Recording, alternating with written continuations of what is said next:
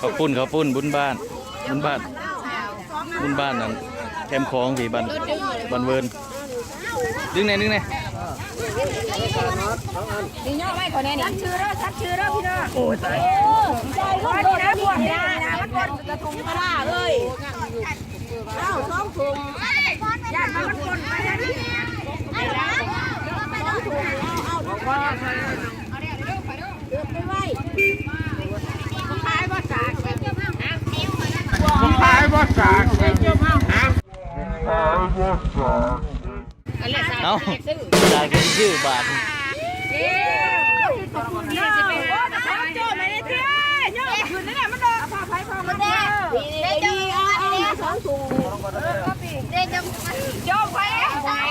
ใครเอาลูกนกใครเอาไว้อยู่ไป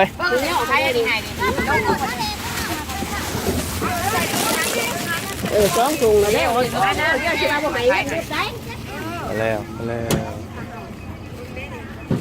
คอยยิงอยู่มาในรถคนแก่เอาน้าจะมาใส่เนี่ยเขาจะ2 โมงเนี่ย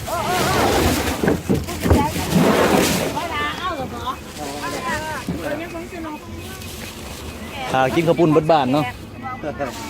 ไฟดับแนมือเว้นนี่ในเมืองไฟดับเห็นว่าค่ำนี่เห็นว่า4 โมง 5 โมง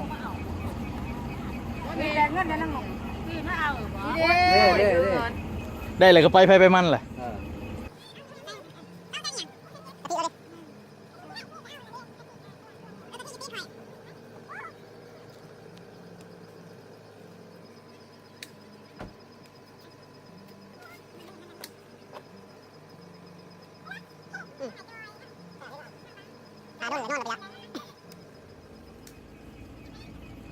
ซึ่งกับยังนี่ขามคลองไปนี่